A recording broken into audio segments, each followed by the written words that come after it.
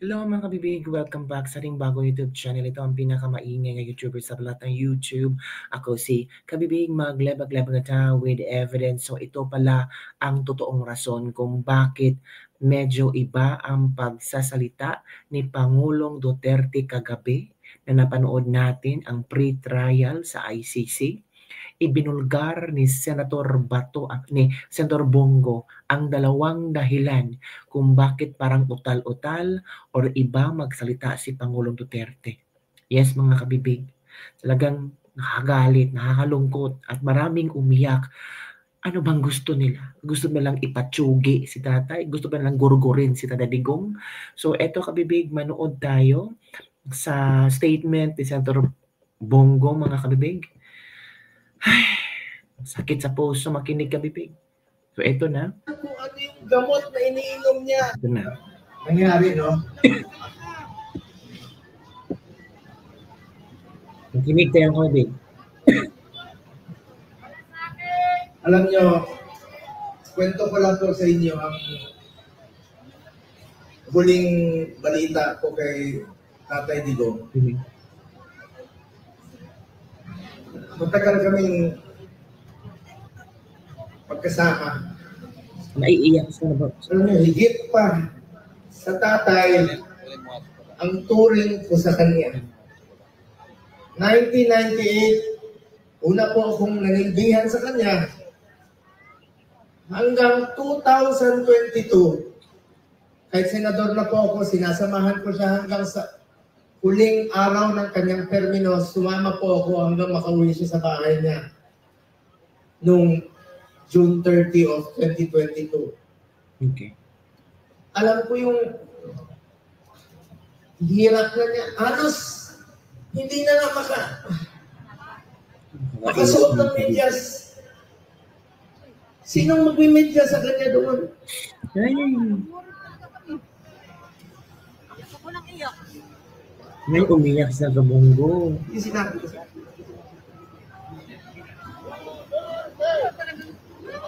alam niyo, nakausap ko kaninang madaling araw si Atty. Mijaldea pagkatapos ng hearing nila at saka si Ma'am Hanilet.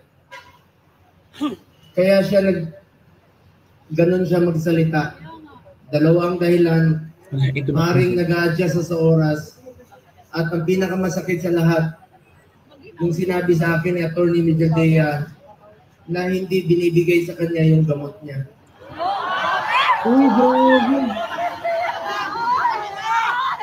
Alam niyo ba, hindi nga niya alam kung ano yung gamot na iniinom niya. Binibigay sa kanya ng nurse niya. Hala! Oh my goodness! Hala! Uy, totoo ba ito?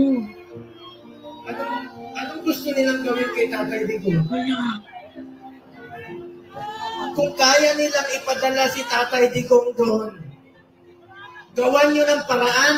Paano siya ibalik dito? Oh my goodness! Hala, grabe! Hala po! Gusto nyo basahin ko yung mga medisina niya? Hala! Ako, Hala ka! My goodness ka, bibig! Ano nangyari? At minsan nag-twitch yung kamay niya, sabi ni Bingbong. Hala! Kaya pala ganun-ganun ang handwriting niya. Diba? Diba? Tapos kaya sa lahat ng mga politiko na nakinabang kayo sa panahon na pinansin kayo ni Tatay Digong. 6 na taon kayong pinansin ni Tatay Digong. Correct. Yung iba dyan, pinupuntahan pa namin yung birthday. Makakatulog pa ba kayo? Yes, tama. Tama. Tulungan nyo naman si Tatay Digong. No, umiyak. My goodness, iiyak na si Bongo.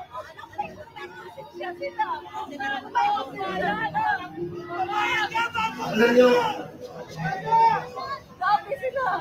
grabe. hindi naman tatakas si Tatay Digong. Nung Sabado, maraming nagpapayo sa kanya. Kami, sinabihan namin, Tatay Digong, pagpaliban mo muna. Paliban mo na yung pagpapauwi mo rito. Okay. Alam ni Mama Anilet yun, alam ni Iyes yun, alam ng mga kasama niya. Dahil meron na pong threat sa kalusugan niya, sa buhay niya. Hindi natin alam eh. Nako. Pero mas pinili niya umuwi at harapin. My God. Ibig sabihin nun, Grabe. hindi tataka si Tatay Digong. Hindi tatakbo si Tatay Digong na hindi na nga niya kaya tumakbo. Nakasungkot. Grabe. Kaya pa ba niya tumakbo? Uy, grabe nakakaiyak. Grabe mga kabibig. Mga politiko, nananawagan ako sa inyo. Pinansin namin kayo sa 6 na taon, hindi namin kayo pinabayaan. Tulungan niyo naman Tatay Digong. Oh. Tulungan niyo naman. Nangungulila lahat. Alam niyo, hindi, pagdating niya, ako mismo, meron na akong pass para sunduin kasama ko yung 3 doktor niya. Oo, true. Then schedule po siya magpa-check up sa Cardinal Santos. Oo, totoo yan. Then, bagamat since 2022, di na kami alam niyo, 1998 hanggang 2022, halos araw-araw kami magkasama. 360 days, out of 365 days, magkasama kami. Grabe. Noong 2022, may trabaho na po ako bilang senador, hindi na ako nakasama sa kanya. Pero hindi ko po pinapabayaan yung medical niya dahil yun po ang pinangako ko sa kanya hanggang sa pagtanda niya. No friend talaga si Hanggang sa Bongo. kamatayan niya, hindi ko po siya iwanan. Lalong-lalo na po sa medical. Alam niyo, nakaraang 4 na buwan, monthly siya nagpapa-check up. Oh. Yung tinitrip po siya. You may check with the doctors. I-check niya sa hospital. Kasamahan ko siya doon. Tinitrip siya para umaba ang kanyang buhay. Oh my goodness. Scheduled sa March 12. Ay. Ano yun? Pati gamot ipagkakait. Grabe kayo. Sinong mananagot niyan pag may nangyari kay Tatay Digong? Bangag, nanagot ka. Nanagot kayong lahat. Ikaw bangag, nanagot ka talaga. February, umpisa ng December, siya sa Cardinal, sinamahan ko siya. Sinama si Ma'am Hanelet. Enero, bumalik-ulit kami. Pebrero, bumalik-ulit kami. March 12 po siya schedule ulit. Sakit. Para sa pagpapagamot niya. Pinagkait nila. Pati gamot. Ayaw ibigay sa kanya. Alam niyo, wala siyang sinelas. Oh. Pati sinelas. Pati sinelas niya, wala. Nakapaa. Yes. Huli namin pag-uusap, nasa aeroplano siya. Sabi ni Bingo, Atty. Major Dea, nakapaa siya. Buti na lang, may nagsuot ng kanyang suot kahapon. Hindi na kaya. Ang lamig doon. Alam nyo, salamat sa piloto niya. Isang co-pilot doon. Binigay niya yung kalo niya kay Tatay Digong. Alam nila malamig. Oh. Binaba siya sa stretcher, mag-isa siya. Oh my goodness. Hindi alam ni Atty. Major Dea saan siya dinala.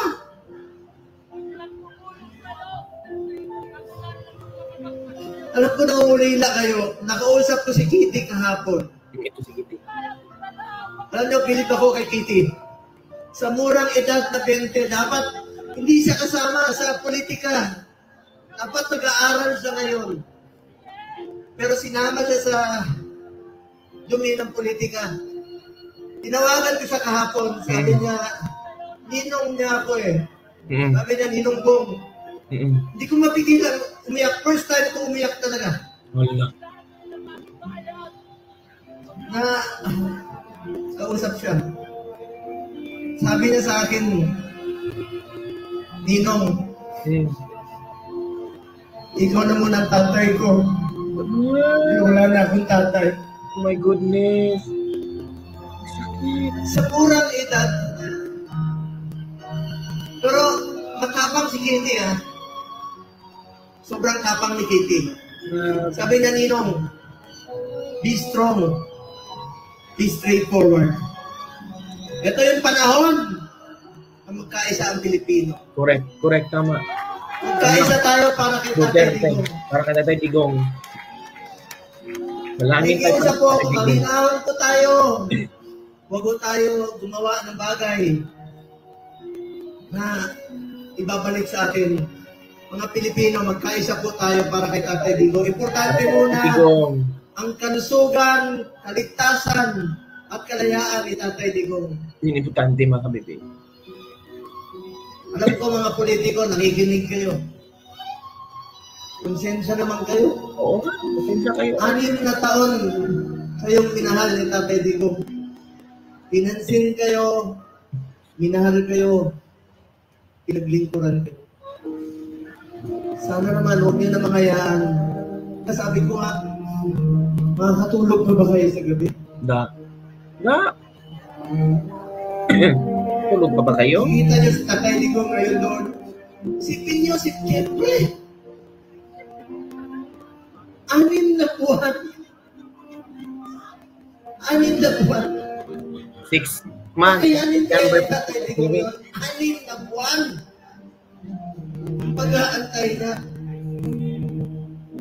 Kung tayo nga, maalala ko ng presidente siya, marami kaming pinauwi na OFWs. Tama. Sa totoo lang, ako mismo, sa Bahrain, meron isa dyan, kasintensyahan po ng death sentence. Ginawa namin ni Tatay Digong ng paraan, sumulat sa King, sa Saudi. Hanap kami ng mga kaibigan na tumulong sa blood money para makalaya. So, ibig sabihin, Pilipino yan, gusto natin makabalik dito. Gagawin natin ang lahat ng paraan. Ito, bakit baliktad? Bakit ay pumayag? Bakit sila pumayag na ang taong nagmahal sa akin? Minahal tayo, pinaglikuran tayo. Sa totoo lang, ayaw naman yung tumakbo eh. Dahil sa inyo, ginawa niya po yun. Goodness. Ito bang kabayaran sa ginawa niyang pagsasakripisyo, pagmamahal at paglilingkod para sa bayan?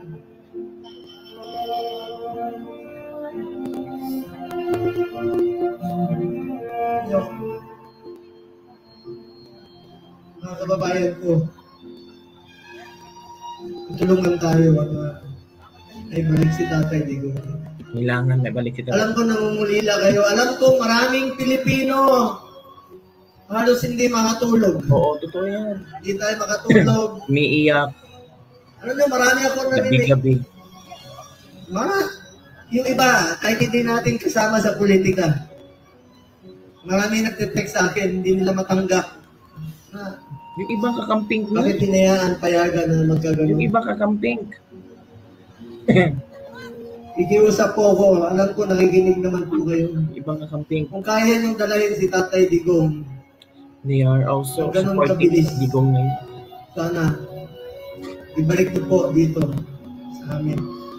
Namumulila po ang Pilipino.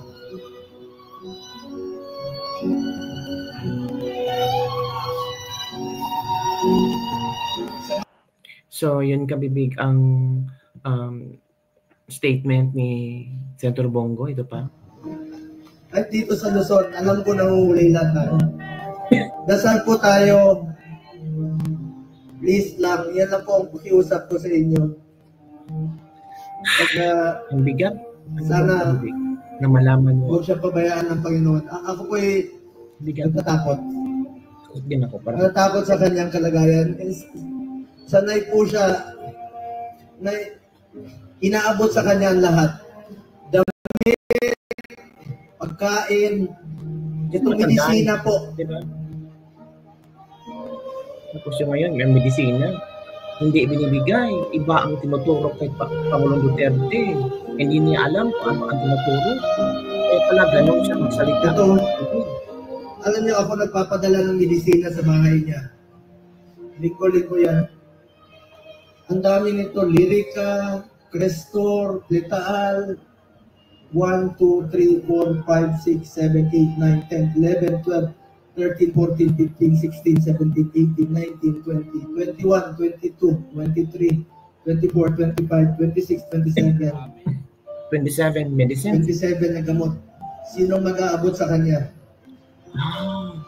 So yung meron siyang totoo yung So yung 27 na gamot hindi na ibigay ni Pangulong Duterte ngayon sa ICC. So ibang gamot ang tinira nila kay Pangulong Duterte. Diba? So matanda na si Pangulong Duterte.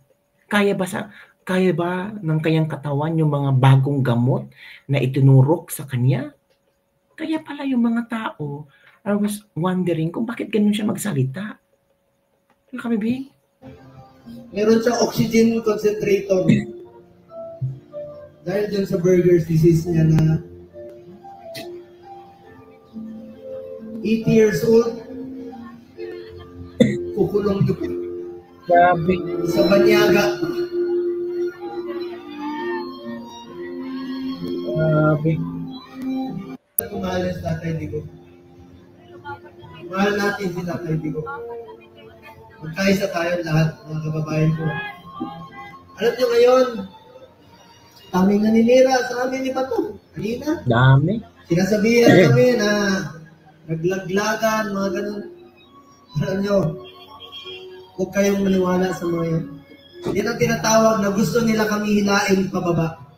Gusto nila kaming salain. Ako naman po, buklatin nyo man ang pag namatay, buklatin nyo kawan. Duterte po. Wala po. Halos wala po ako panahon sa anak ko. Wala akong panahon sa tatay ko. Tatay Digong na po ang naging tatay ko. From 1998 hanggang 2022. Mga kabibig. 24 years yan. Araw-araw kami magkasama. At sinabi ko sa kanya, Tatay Digong, hanggang kamatayan mo, hindi kita pababayaan. Lalo na sa medical mo. Ngayon, sino na po mag-aabot ng medisina niya? Wala na. Wala.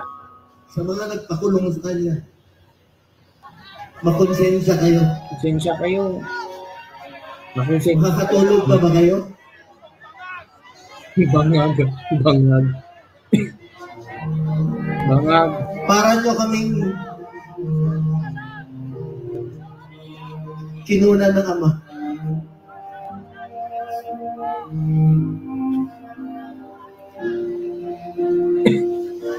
Aming salamat po sa inyo. Pagdasal natin si Tatay Digong sa kanyang mabilis na kalayaan. Pagdasal natin ang kanyang kalusugan. So, yun mga kabibig, ang pasabog, ang binulgar ni Senator Bongo, nakakasakit kabibig. Ang sakit. Naisipin mo na ano ang nangyari kay Pangulong Duterte. Grabe, no? Yung mga gamot sana niya para maging strong siya doon, hindi na ibinigay. Iba ng gamot ang ibinigay. Walang nurse, walang taga-abot ng mga gamot niya. Mag-isa. Imagine, for 6 years, hindi lang 6 years kasi nagserbisyo siya sa Davao. Pero mas grabe yung nagawa niya sa Pilipinas. Tapos, ito lang ating ginawa. Ibinigay natin siya sa ibang bansa na pwedeng hahatol sa kanya. Grabe ang mga Pilipino, no? Grabe, user ang mga Pilipino, manggagamit, mambubudol. After na nagamit si Tatay Digong, parang basura na tinapon na lang kasi wala nang silbi sa kanila. Grabe. Sobrang sakit isipin mga kabibig na may mga tao palang walang kaluluwa. May mga tao palang sobrang kademonyuhan ang nasa isip para lang to maintain on their power. So, ang hirap ng vlog na to ha. Lalo nang sinabi ni Senator Bato de la Rosa, kung ano ang nangyari kay Tatay Digong, kung bakit ganun siya magsalita. Parang utal-utal, parang iba siya magsalita. Yun pala ang rason. Aside from naninibago ang katawan niya, iba pala yung gamot na itinurok sa kanya. Don't forget to comment down below mga kapatid. At i-share mo ito sa mga friends mo para naman masagot ang kailang mga tanong kung bakit ganun si Tatay Digong. Bye everyone. See you next time. Sakit.